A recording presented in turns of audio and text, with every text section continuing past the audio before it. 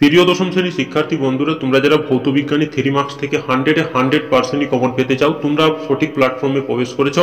দেখো, আমরা যে প্রশ্নগুলো রেখেছি এই প্রশ্নগুলো তোমরা দেখে নিয়ে যাবে, তোমরা দেখবে এখান থেকে 100% হুবহু কমন পেয়ে যাবে। দেখো, প্রথম প্রশ্নটি, বয়েলের সূত্র, চার্লসের সূত্র, অ্যাভোগাড্রোর সূত্রের উপর ভিত্তি করে আদর্শ গ্যাসের সমীকরণটি প্রতিষ্ঠা করো। এই প্রশ্নটি 100% কমনযোগ্য প্রশ্ন। পরে প্রশ্নটি দেখো, একটি আলোক রশ্মি প্রিজমের মধ্যে দিয়ে প্রতিষ্ঠিত হলে প্রমাণ করেছে চ্যুতিকোণ ডেল্টা সমান I1 প্লাস I2 মাইনাস এ। এই প্রশ্নটিও 100% কমন যোগ্য একটি প্রশ্ন। আশা রাখছি তোমরা এই প্রশ্নটি কমন পেয়ে যাবে। তারপরে প্রশ্নটি দেখো, হেবার্ট পদ্ধতিতে অ্যামোনিয়া শিল্প উৎপাদনের শর্তাবলী ও সীমিত রাসায়নিক সমীকরণ লেখো। এই প্রশ্নটিও ভীষণভাবে গুরুত্বপূর্ণ। পরে প্রশ্নটি দেখো, স্পর্শ পদ্ধতিতে SO2 থেকে SO3 এর শিল্প উৎপাদনের শর্ত সহ সীমিত রাসায়নিক সমীকরণ লেখো। উৎপন্ন SO3 থেকে কিভাবে H2SO4 প্রস্তুত করা হয়। পরে প্রশ্নটি দেখো, পরীক্ষাগারে উৎপন্ন NH3 কে কেন পরাচুন দ্বারা শুষ্ক করা হয়। লাইকার অ্যামোনিয়া কাকে বলে। লাইকার অ্যামোনিয়ার বোতল ঠান্ডা করে খোলা উচিত নয় কেন। এই প্রশ্নটিও ভীষণভাবে গুরুত্বপূর্ণ। পরে প্রশ্নটি দেখো, নাইট্রিক অ্যাসিডের শিল্প উৎপাদনের পদ্ধতি, ধাপগুলি, সমীকরণ ও শর্ত সহ লেখো। পরে প্রশ্নটি দেখো, NaOH এর সঙ্গে H2S এর বিক্রিয়ায় উৎপন্ন লবণ দুটির নাম লেখো। N2 এর একটি ব্যবহার লেখো। Most important. পরে প্রশ্নটি দেখো, এসওয়াল্ড পদ্ধতিতে HNO2 এর শিল্প উৎপাদনে প্রথম ধাপটি সমীকরণ সহ লেখো এবং দেখো ওলিয়ামের সংকেত লেখো। Most important. তারপরে দেখো, অ্যামোনিয়াকে বায়ু অক্সিজেন দ্বারা জারণ ঘটিয়ে কিভাবে নাইট্রিক অক্সাইড উৎপন্ন করা হয়।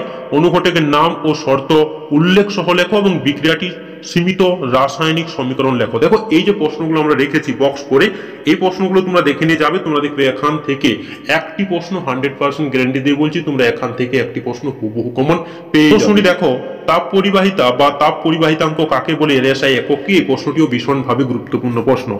পরে প্রশ্নটি দেখো, ওহমের সূত্র লেখো। তড়িৎ প্রবাহী তাপীয় ফল সংক্রান্ত জুলের সূত্রটি লেখো। ফ্লেমির বামস্ত নিয়মটি বিবৃতি করো। গাণিতিক রূপ সহ বিবৃতি করো। তড়িৎ চুম্বকীয় আবেশ সংক্রান্ত ফ্যারাডের সূত্রটি লেখো।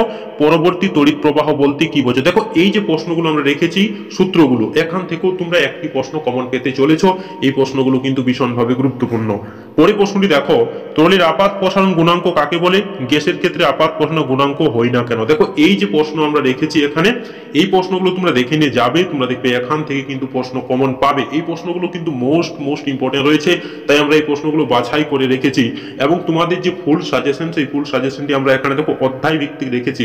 আমরা এই প্রশ্নগুলো পড়বো না, তোমরা এই প্রশ্নগুলো দেখে নাও। প্রত্যেকটি প্রশ্ন আমরা স্ক্রল করছি, তোমরা এই প্রশ্নগুলো যদি দেখে নিয়ে যাও, তোমরা দেখবে এখান থেকে ফাইনাল পরীক্ষাতে সমস্ত প্রশ্নই অথবা সমেত হুবহু কিন্তু কমন পাবে। এই প্রশ্নগুলো কিন্তু ভীষণভাবে গুরুত্বপূর্ণ।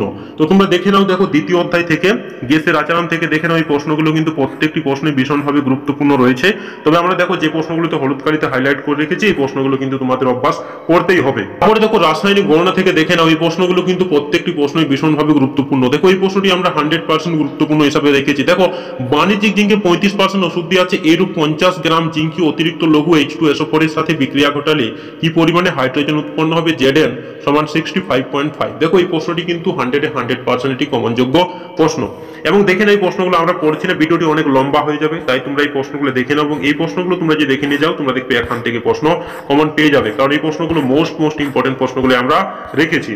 এবং দেখে নাও এই প্রশ্নগুলো। তারপরে দেখো, তাপের ঘটনা সমূহ থেকে দেখো, আমরা যে প্রশ্নগুলো তো হলুদ কালিতে হাইলাইট করে রেখেছি, এই প্রশ্নগুলো কিন্তু ভীষণভাবে গুরুত্বপূর্ণ এবং বাকি প্রশ্নগুলো গুরুত্বপূর্ণ রয়েছে। তোমরা যদি এই প্রশ্নগুলো দেখে নিয়ে যাও, তোমরা এখান থেকে 100% কনফার্ম থাকবে, তোমরা এখান থেকে কমন পেয়ে যাবে। দেখো, এই প্রশ্নগুলো কিন্তু প্রত্যেকটি প্রশ্নই ভীষণভাবে গুরুত্বপূর্ণ। তারপরে দেখো, আলো থেকে দেখো, এই প্রশ্নগুলো কিন্তু মোস্ট ইম্পর্টেন্ট। দেখে নাও, এই প্রশ্নগুলো কিন্তু ভীষণভাবে গুরুত্বপূর্ণ প্রশ্ন। মোস্ট ইম্পর্টেন্ট প্রশ্নগুলো কিন্তু এখানে রাখা হয়েছে। দেখো, এখন প্রশ্নগুলো কিন্তু, তারপরে দেখো চলতড়িৎ থেকে দেখো ভীষণভাবে গুরুত্বপূর্ণ প্রশ্নগুলো এখানে রাখা হয়েছে। তোমরা এখান থেকে 3 মার্কস থেকে 100% হুবহু কমন পেয়ে যাবে। প্রশ্নগুলো প্রত্যেকটি প্রশ্নই কিন্তু ভীষণভাবে গুরুত্বপূর্ণ। তারপরে দেখো, পরমাণু নিউক্লিয়াস থেকে দেখে নাও, এই প্রশ্নগুলো কিন্তু ভীষণভাবে গুরুত্বপূর্ণ। আমরা এই প্রশ্নগুলো পড়ছি না, ভিডিওটি অনেক লম্বা হয়ে যাবে। তোমরা এই প্রশ্নগুলো দেখে নাও এবং এই প্রশ্নগুলো তোমরা একটুকু খুব সুন্দরভাবে অভ্যাস করে নিয়ে যাও। তোমরা দেখবে এখান থেকে এই প্রশ্ন কমন পেয়ে যাবে। তারপরে দেখো, পর্যায় সারণী ও মৌলের ধর্মের পর্যায়বৃত্ততা থেকে দেখো, এই প্রশ্নগুলো কিন্তু মোস্ট ইম্পর্টেন্ট, ভীষণভাবে গুরুত্বপূর্ণ এই প্রশ্নগুলো। তারপরে দেখো, এখানে তড়িৎ প্রবাহ ও রাসায়নিক বিক্রিয়া থেকে দেখো, এই প্রশ্নগুলো কিন্তু ভীষণভাবে গুরুত্বপূর্ণ, মোস্ট ইম্পর্টেন্ট। দেখো এই প্রশ্নগুলো। তারপরে দেখো, এখানে এই যে প্রশ্নগুলো আমরা হলুদ কালিতে হাইলাইট করে রেখেছি, এই প্রশ্নগুলো কিন্তু আরো গুরুত্বপূর্ণ রয়েছে। তারপর দেখো পরীক্ষাগার ও রাসায়নিক শিল্পে ও জৈব রসায়ন থেকে দেখে নাও, এই প্রশ্নগুলো মোস্ট ইম্পর্টেন্ট, খুবই গুরুত্বপূর্ণ প্রশ্নগুলো রয়েছে। তো দেখো এই প্রশ্নগুলো কিন্তু মোস্ট ইম্পর্টেন্ট, এবং দেখো আমরা যে উপরে প্রশ্নগুলো রেখেছিলাম সেই প্রশ্নগুলো কিন্তু 100% কমনযোগ্য। তারপরে দেখো ধাতুবিদ্যা থেকে দেখে নাও, এই প্রশ্নগুলো কিন্তু মোস্ট ইম্পর্টেন্ট, ভীষণভাবে গুরুত্বপূর্ণ এই প্রশ্নগুলো। তারপরে দেখো জৈব রসায়ন থেকে দেখে নাও, এই প্রশ্নগুলো কিন্তু মোস্ট ইম্পর্টেন্ট রয়েছে। তো একটু দেখে নেবে প্রশ্নগুলো, এই প্রশ্নগুলো কিন্তু মোস্ট ইম্পর্টেন্ট। এই প্রশ্নগুলো তোমরা দেখবে এখান থেকে কিন্তু প্রশ্ন কমন পেয়ে যাবে। এবং তোমাদের যদি ভিডিওটি ভালো লেগে থাকে তাহলে চ্যানেলটাকে নিশ্চয়ই সাবস্ক্রাইব করে দেবে এবং লাইক করতে নিশ্চয়ই ভুলবে না। ধন্যবাদ।